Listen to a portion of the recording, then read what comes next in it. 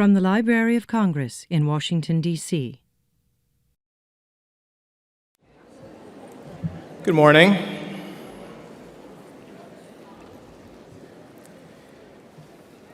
I'm Adam Kushner. I'm the editor of the Washington Post Sunday Outlook section, which is our home for ideas, essays, and arguments, and personal narratives, and also, thankfully, our home for nonfiction book coverage. The Post is very, very happy to have been a charter sponsor of the National Book Festival for many years. Before we get started, a couple quick orders of business. I want to remind everybody that you guys can donate to help support the festival, which is a really cool event. All the information is in your program. And that after Sidney Blumenthal finishes, there will be a Q&A, time permitting. In addition, he's going to be doing a book signing downstairs from 12 to 1. So in my decade and a half of living in Washington, a lot has changed. But one thing that hasn't changed is that this city is very much a place of castes and sects. And sometimes these groups, the journalists and the politicians and the operatives and the policy scholars and the lobbyists and the diplomats and the advocates, sometimes they have symbiotic relationships and sometimes parasitic ones, and sometimes they don't interact at all. But rarely does somebody pass between them, and almost never with the facility and the adaptability and the skill of Sid Blumenthal.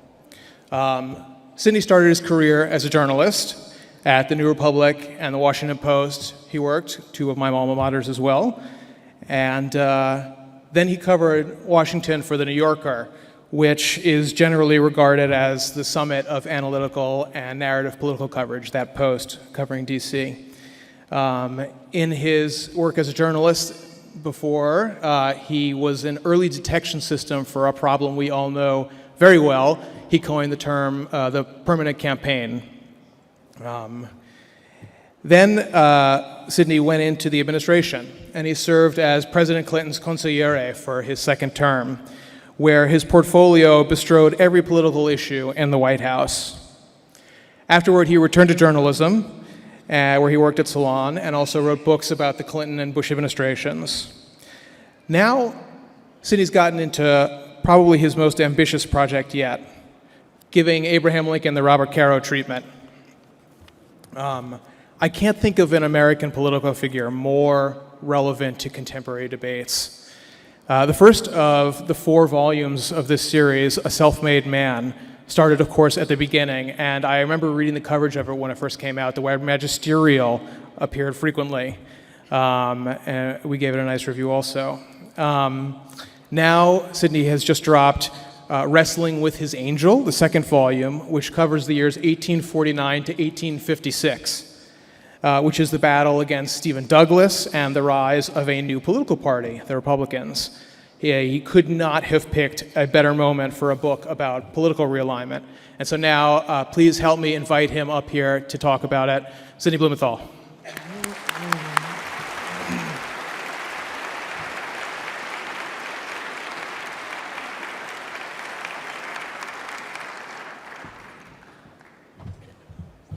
Great to be here.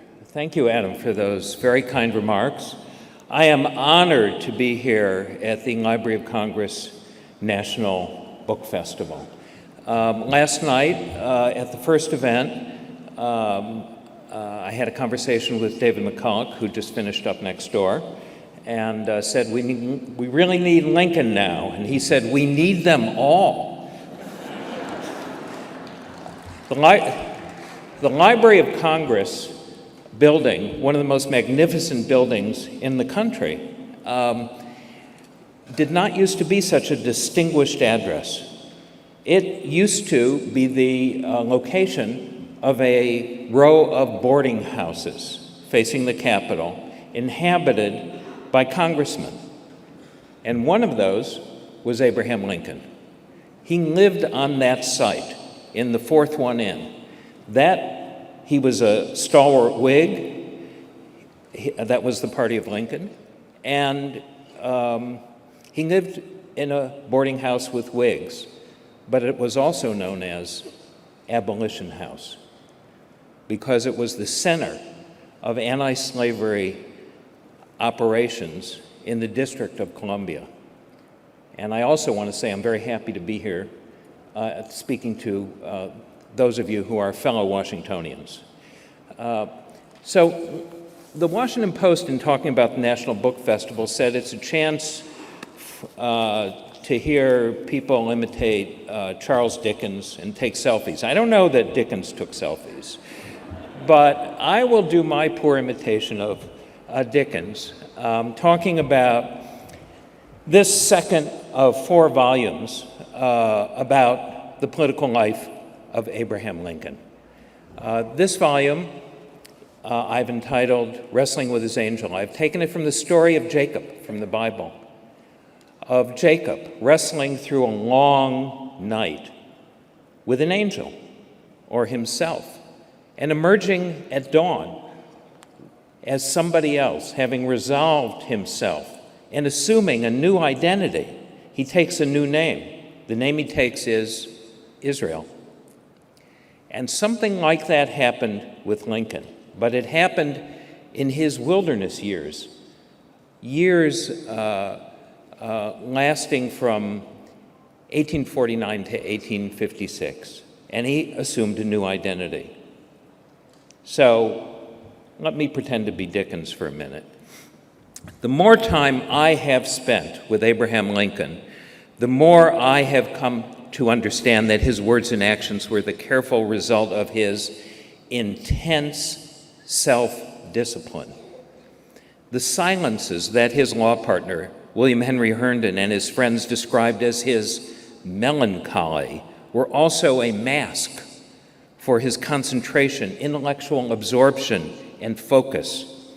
His depression and his other feelings deepened his self-awareness and spurred his self-education, which informed his acute understanding of human nature and politics. Even when his life seemed to have been reduced to insignificance, he was scanning the horizons and interpreting its signs. The young Lincoln, in his first formal speech at the Springfield Lyceum for Young Men in 1838, saw portents of a crisis to come. At what point then, he said, is the approach of danger to be expected? I answer, if it ever reach us, it must spring up amongst us. It cannot come from abroad. If destruction be our lot, we must ourselves be its author and finisher. Now, Wrestling with His Angel describes Lincoln's dark night of the soul, Lincoln coming to his revelation of a house divided, from which he emerged as the recognizable Lincoln of history. He would be that man until his assassination. After Abraham Lincoln's one term in the Congress and his return to his spare law office in Springfield, he stared into the distance for long periods of time. His partner Herndon recalled him breaking one of his prolonged silences with a cry of anguish. The political world was dead, Herndon wrote. Things were stagnant, and all hope for progress in the line of freedom seemed to be crushed out. Lincoln was speculating with me about the deadness of things and the despair which arose out of it, and deeply regretted that his human strength and power were limited by his nature to rouse and stir up the world. He said, gloomingly, despairingly, sadly, how hard, oh, how hard it is to die and leave one's country, no better than if one had never lived for it. The world is dead to hope, deaf to its own death struggle, made known by a universal cry, what is to be done? Is anything to be done? Who can do anything? And how is it to be done? Did you ever think of these things? Almost as soon as Abraham Lincoln came back to Springfield, his wife, Mary Todd Lincoln, turned him right around and sent him on a mission to her hometown of Lexington, Kentucky, to serve as co-counsel to recover the Todd family fortune, which was considerable, Lincoln found himself thrust into the vortex of his native state's politics, turned into mortal combat between anti-slavery and pro-slavery forces. The lawsuit and the politics were intertwined. So bear with me and follow these threads, if you will.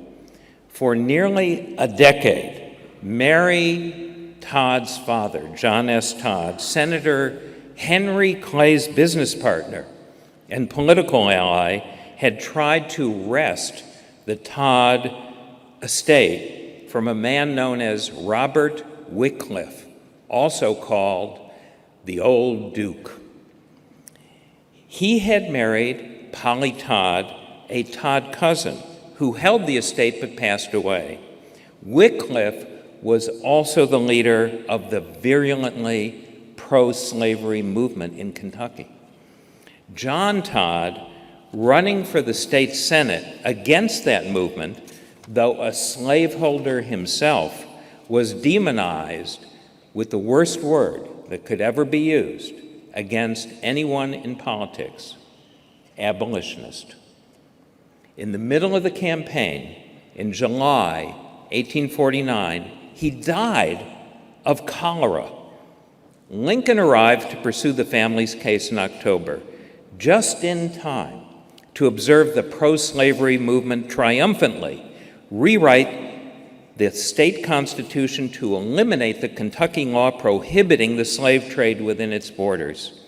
Lincoln lost the case, and the Todd family lost the estate to Wycliffe. At the same moment that the political legacy of Henry Clay, Lincoln's early beau ideal of a statesman, and Mary's beloved father were destroyed. If those events were not sufficiently embittering, there was another factor. It was a profound but concealed factor. From memoirs, journals, and pamphlets of the time, a mystery underlying the Todd-Ayers v. Wycliffe case emerges. It was the Todd family secret. There was a living heir. He was Polly Todd's grandson, the only child of her son, who had died at a relatively young age. But this heir was not a person under the law. He was, in fact, a slave, and he had been emancipated and shipped to Liberia. In 1878, this former slave, the invisible man of the story, and he had a name, Alfred Francis Russell, was elected vice president of Liberia. And in 1883, he became president. So that made him Mary Todd's second relation to become a president. Back in Illinois from Kentucky, Lincoln spoke with John Todd Stewart, his first law partner, an early political mentor, a conservative old Whig. The time would soon come in which we must be Democrats or abolitionists, said Stewart, and Stewart would eventually join the Democrats. When that time comes, my mind is made up, Lincoln replied. The slavery question cannot be compromised. Lincoln expressed to many of his friends his anger at the rising slave power he had observed in Kentucky. He was livid that an anti-slavery Whig lawyer he knew there, Samuel F. Miller, had been driven out of the state for his views, and President Lincoln would appoint him to the Supreme Court. Lincoln described privately young, thoughtless, and giddy-headed Kentucky slaveholders with slaves trudging behind them, the most glittering, ostentatious, and displaying property in the world, human property. Lincoln would get excited on the question, said one of his friends, and believed that the tendency of the times was to make slavery universal. He told another friend, in a few years we will be ready to accept the institution in Illinois and the whole country will adopt it. The Todd-Ayers case, with its hidden history, left Lincoln smoldering in private until he emerged 5 years later. But the time for Lincoln to step forward had not come, not yet. A great revolution was required to bring Abraham Lincoln out of the wilderness. Lincoln's orbit in these years revolved around the 8th Judicial District of Central Illinois, day after day, with Judge David Davis and our coterie. I shall never forget the first time I saw Mr. Lincoln, recalled Leonard Swett, a criminal attorney who became one of Lincoln's closest colleagues and friends and would be instrumental in his political campaigns. Swett came to the town of Danville, where Lincoln was trying cases. This is his account. When I called at the hotel, it was after dark, and I was told Lincoln was upstairs in Judge Davis's room. In the region where I had been brought up, the judge of the court was usually a man of more or less gravity, so that he could not be approached save with some degree of deference. I was not a little abashed, therefore, after I had climbed the unbanistered staircase to find myself so near the presence and dignity of Judge Davis, in whose room I was told I could find Mr. Lincoln. In response to my timid knock, two voices responded almost simultaneously, "Come in." Imagine my surprise when the door opened to find two men undressed, or rather dressed for bed, engaged in a lively battle with pillows, tossing them at each other's heads. One, a low, heavy-set man who leaned against the foot of the bed and puffed like a lizard, answered to the description of Judge Davis. The other was a man of tremendous stature. Compared to Davis, he looked as if he were 8 feet tall.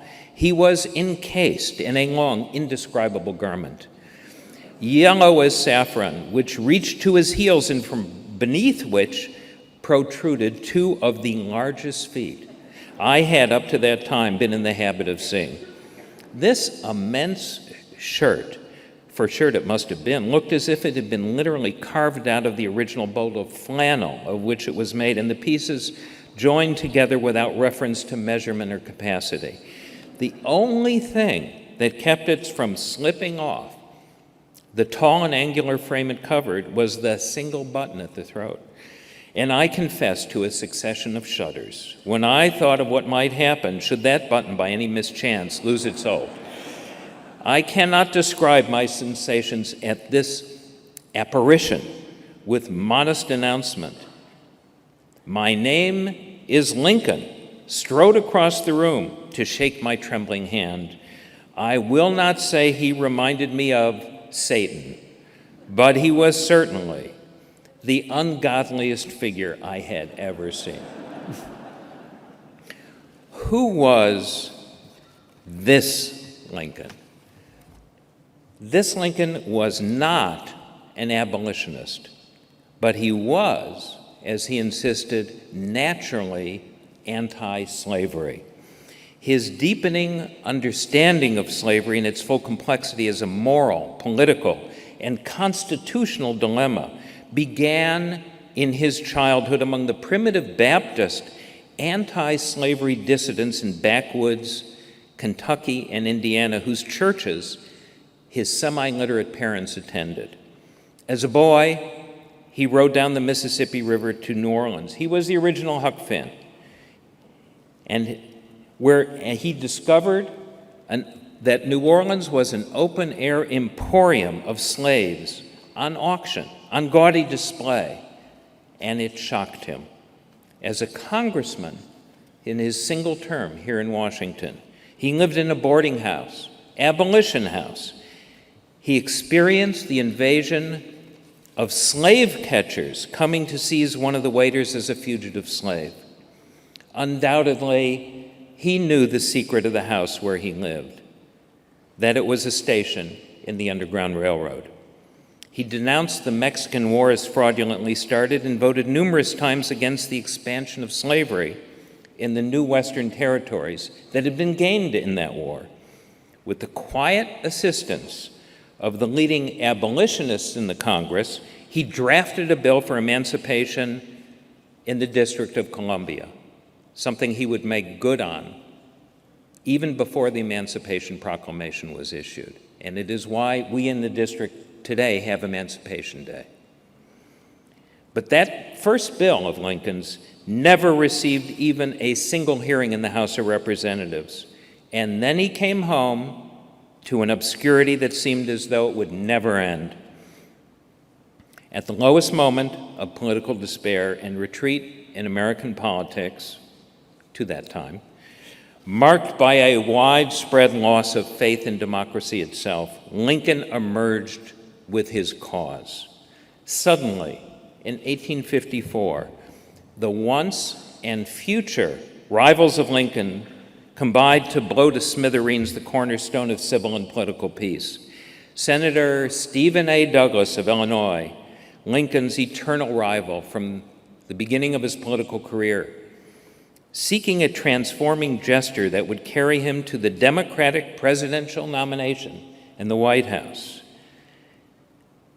joined with Secretary of War, the Dick Cheney of his day, Jefferson Davis of Mississippi, heir to slaveholding wealth and the de facto acting president of the United States, operating behind the weakling Franklin Pierce in their collaboration on the Kansas-Nebraska Act. That act repealed the Missouri Compromise that had forbidden slavery north of a line through the country that prohibited it in the north except for Missouri. But now its repeal made possible the extension of slavery to the west. It made possible the nationalization of slavery, Lincoln's nightmare. And in a stroke, the entire old political order cracked apart. We were thunderstruck and stunned, and we reeled and fell in utter confusion, said Lincoln, describing the atmosphere of the early resistance. But we rose, each fighting, grasping whatever he could reach, a scythe, a pitchfork, a chopping axe, or a butcher's cleaver. We struck in the direction of the sound. In two brief autobiographies, Lincoln depicted himself in his wilderness years as strangely content in a kind of internal exile, becoming nearly indifferent to politics, immersed in his legal practice. As he was contemplating his race for the presidency, he told the Chicago Tribune, in 1854, his profession had almost superseded the thought of politics in his mind, when the repeal of the Missouri Compromise aroused him as he had never been before. It was about this decisive juncture in Lincoln's career that Herndon, his law partner, wrote of Lincoln's ambition. That man who thinks Lincoln calmly sat down and gathered his robes around him, waiting for the people to call him, has a very erroneous knowledge of Lincoln. He was always calculating and always planning ahead. His ambition was a little engine that knew no rest. Now, Lincoln clung to the hull of the sinking Whig Party longer than some, but he also knew that a new coalition against the extension of slavery, the nationalization of slavery, must be organized. In this period of party chaos, Lincoln cast himself into the whirlwind. He sequestered himself in the law library of the state capitol in Springfield and drafted a speech against the Kansas-Nebraska Act, stepping onto the podium to speak in the Illinois Hall of Representatives on October 4th, 1854. He never again left the stage of history. Lincoln, the defender of the Declaration of Independence and its precept, all men are created equal, invoked the blood of the Revolution, the American Revolution. Lincoln, the Shakespearean, pointed to the moral wrong of slavery and alluded to his favorite play, Macbeth, and the scene where Macbeth tries to wash out the spot of his guilt. Lincoln said, like the bloody hand, you may wash it, and wash it, and wash it. The red witness of guilt still sticks and stares horribly at you. He was referring to slavery. Now, in this chaotic period, many movements swirled across the landscape, for and against slavery, against immigrants, and against liquor. But the nativist and temperance movements confounded the development of the anti-slavery one. Meanwhile, anti-slavery Democrats and anti-slavery Whigs with long grudges still regarded each other with mutual suspicion. Some people in the abolitionist movement in Illinois understood, had a political sense, that they needed a more proficient and gifted political figure to draw the elements together. And that brought them to Abraham Lincoln. That brought them, in fact, to the very platform when he was speaking in the Illinois Hall of Representatives against the Kansas-Nebraska Act. And when he finished, this small group of radical abolitionists asked him to join a meeting they were holding that night for a group they called the Republican Party. It was a radical group. And Lincoln dodged them. He had a law case in a distant county. He would not attend this radical group, the Republican Party. For years, Lincoln turned over in his mind the menace of slavery to democracy until in 1855, he envisioned the prospect of what was to come. I think that there is no peaceful extinction of slavery in prospect for us. He wrote his co-counsel in the Todd-Ayers case, George Robertson, a Kentucky judge. The signal failure of Henry Clay and other good and great men in 1849 to effect anything in favor of gradual emancipation in Kentucky, together with 1,000 other signs, extinguishes that hope utterly. Yet another complicating factor entered into the equation. Between 1845 and 1854, 3 million immigrants arrived in the United States, the first great wave of immigration. About 40% were poor Irish Catholics fleeing the potato famine. About another 40% were Germans fleeing the crushing of the liberal democratic revolution in Germany of 1848. Conservative Protestants viewed the Irish especially as a source of crime, corruption, and poverty. Both the Irish and Germans were beer drinkers, a habit that aroused temperance crusaders who condemned them as drunken, lazy, and sinful. A new party arose in this period of party disintegration. It was a mass political party. It was an anti-immigrant party. And the party was known as the Know Nothing Party. It took that name because members were told that when they were asked if they were members, they were to reply, "I know nothing." It sprang from a small nativist sect in New York City called the Order of the Star-Spangled Banner. Within months after the 1852 election, it attracted an estimated membership of more than 1 million. Its program had one plank, and one plank only. Only native-born Protestants would be allowed to hold public office in the United States. And it had a slogan, "Americans only shall govern America." As the crisis deepened, Lincoln wondered how he could be effective fighting slavery while maintaining his identity in the crumbling Whig Party. On August 24th, 1855, he wrote to his longtime intimate friend, Joshua Speed, with whom he had shared a room in Springfield, but who had now moved to Kentucky to preside over his family's plantation. Lincoln and Speed agreed on many things and disagreed on other things, including on the question of slavery. But in the forefront of Lincoln's thinking at the time was the threat of the know-nothings. "I am not a know-nothing, that is certain," Lincoln wrote Speed. "How could I be? How can anyone who abhors the oppression of Negroes be in favor of degrading classes of white people? Our progress in degeneracy appears to me to be pretty rapid. As a nation, we began by declaring that all men are created equal. We now practically read it, all men are created equal except Negroes. When the know-nothings get control, it will read all men are created equal except Negroes and foreigners and Catholics. When it comes to this, I should prefer emigrating to some country where they make no pretense of loving liberty. To Russia, for instance, where despotism can be taken pure and without the base alloy of hypocrisy. Even then, Lincoln had a way with words. State by state, the new Republican Party was being organized. And in Illinois, a group of anti-slavery newspaper editors invited Lincoln to join them as their leader at a meeting to organize a convention of the new party.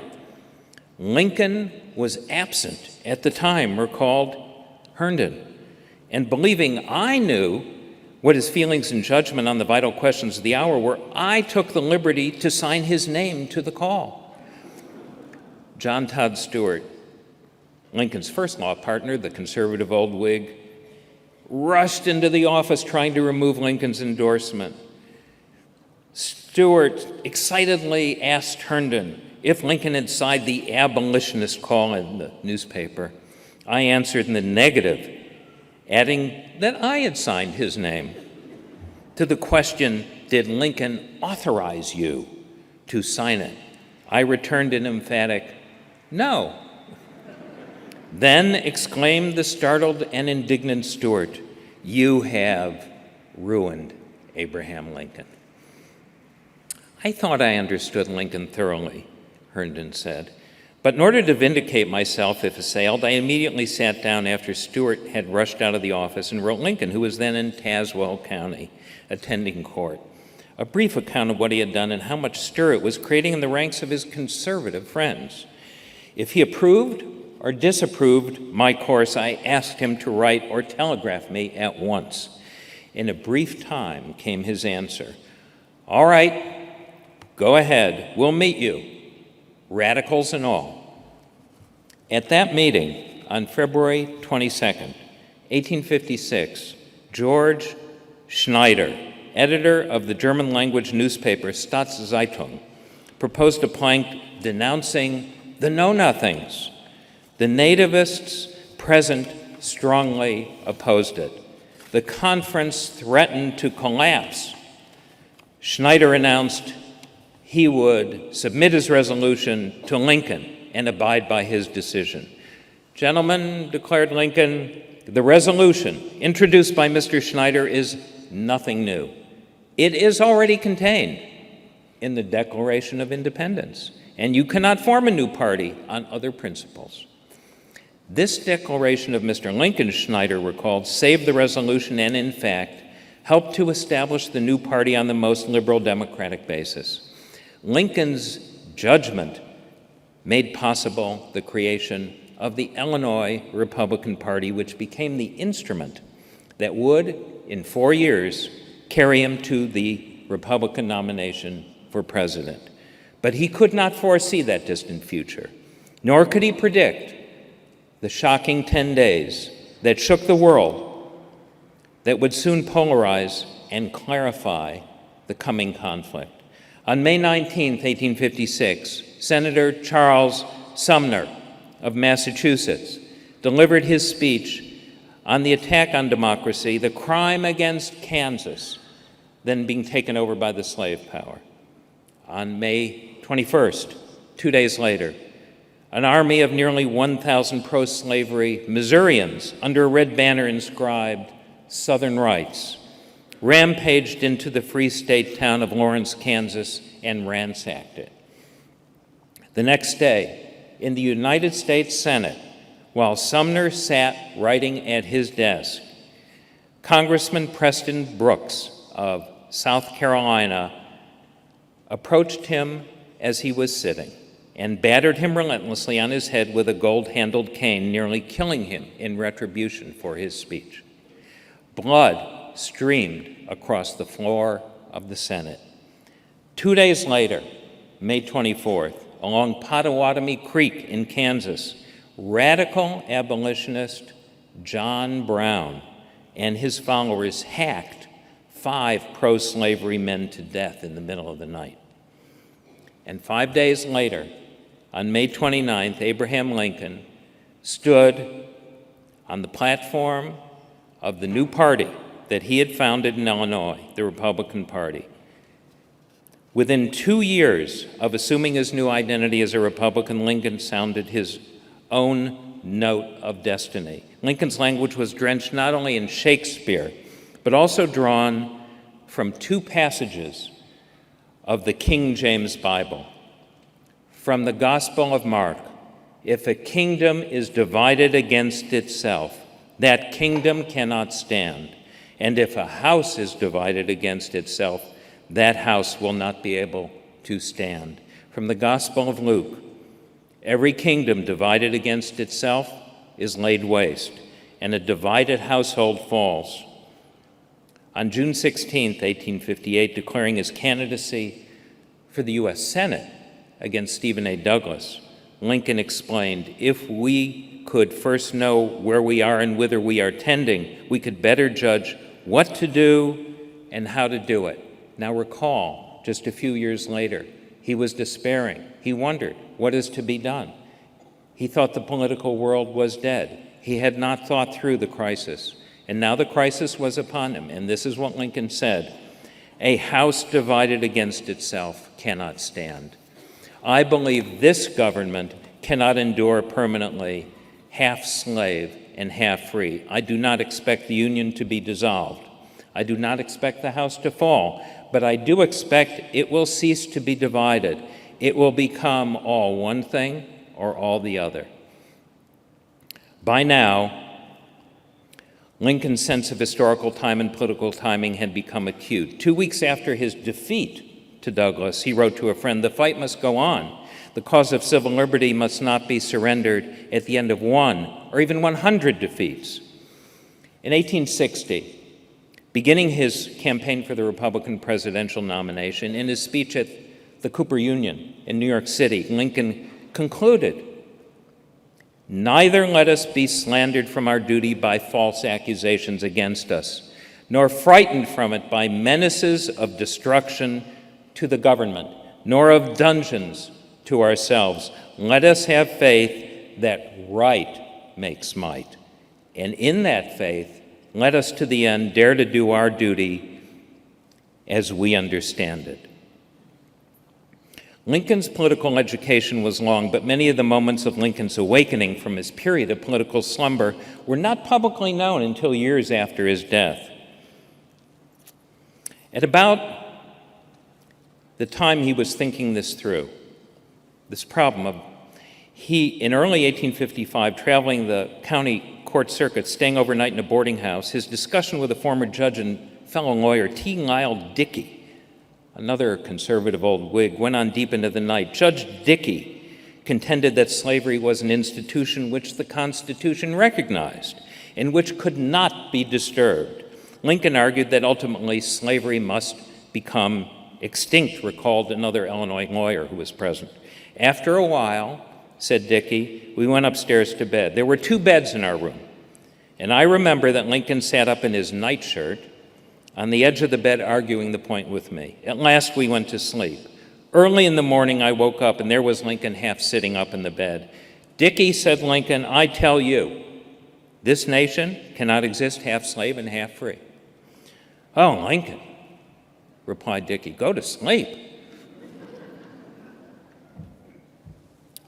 A little later, but in this period, 1857, a free black woman known as Polly appeared at the office of Lincoln and Herndon with a tale of woe.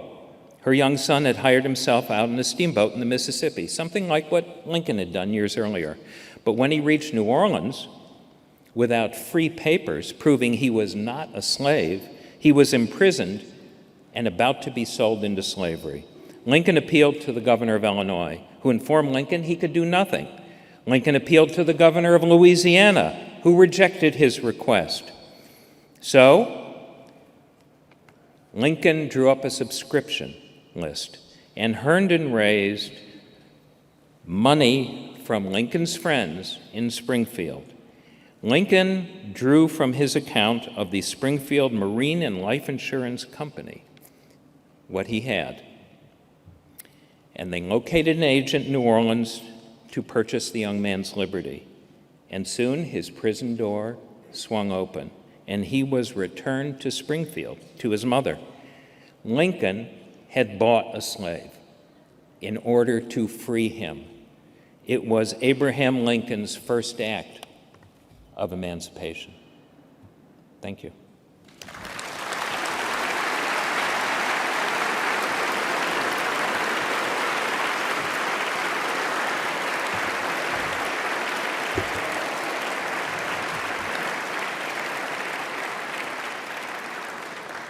I think we have 5 minutes, and I think I can take a couple questions, if anyone has a question about Lincoln.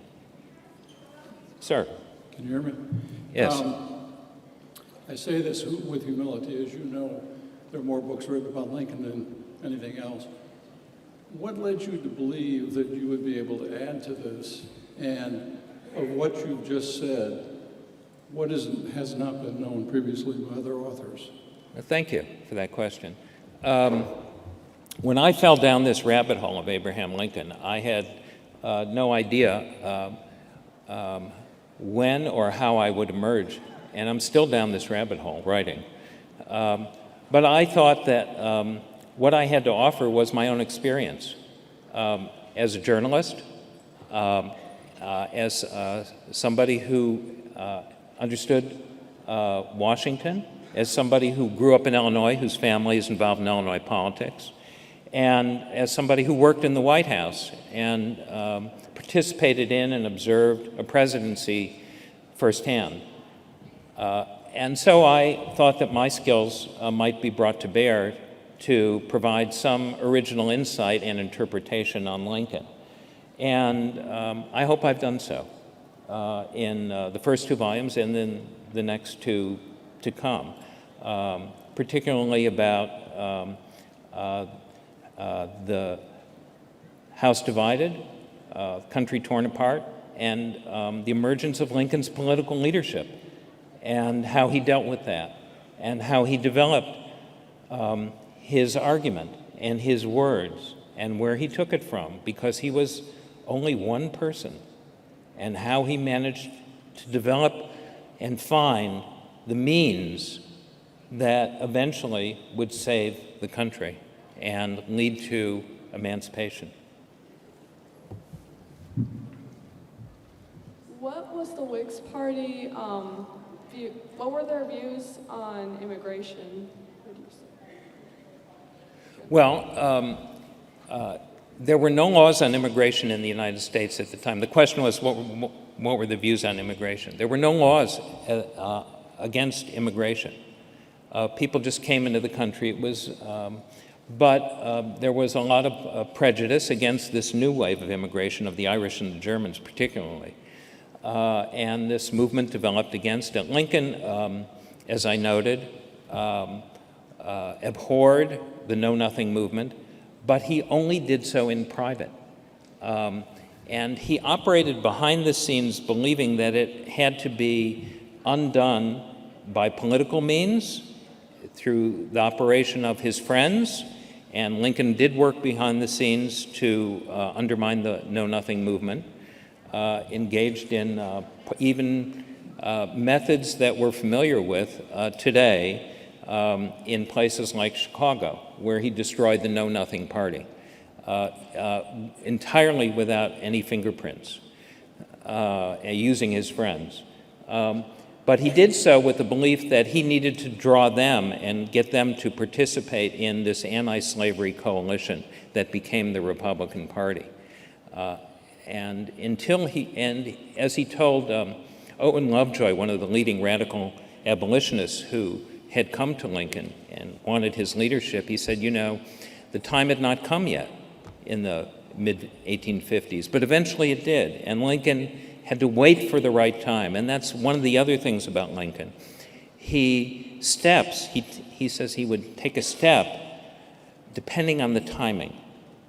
And some people would criticize him for being passive and vacillating and compromising, but he said, I never took a step back once I took a step forward. And in order to take a step forward, he wanted to have the greatest possible political support for what he was doing. And that was part of his political genius.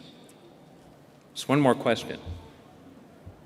Thank you very much for such a wonderful synopsis of your story. I could have listened to you for hours. It was so enthralling.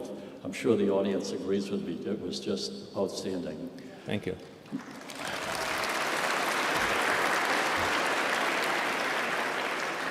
My question isn't about Lincoln, but it's about your perspective on the waves of history going forward and back and forward and back. I'm sure you have seen that with your research and studies.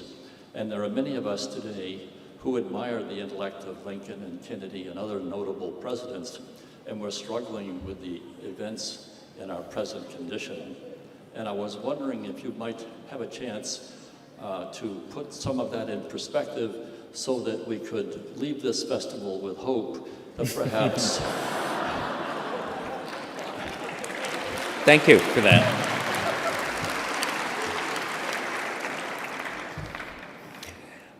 Let me refer to Abraham Lincoln. In that speech at Springfield Lyceum in 1828, called On the Perpetuation of Our Political Institutions, in which Lincoln warns of our own self-destruction from within, he says there's a flaw in our system. And this is what Lincoln says. He says, there may be a man who emerges seeking, and these are Lincoln's words, not mine, celebrity and fame, and distinction beyond what is normal in politics. And he may seek to trample down what exists in order to achieve distinction for himself. When that happens, said Lincoln, the people must unite together, and then Lincoln's words, act intelligently in order to oppose him. Now, Lincoln may have had in mind Stephen A. Douglas, his great rival, but he was warning against the danger of demagogy and how it might upset the American democracy. And Lincoln's words echo through the ages. Thank you very much.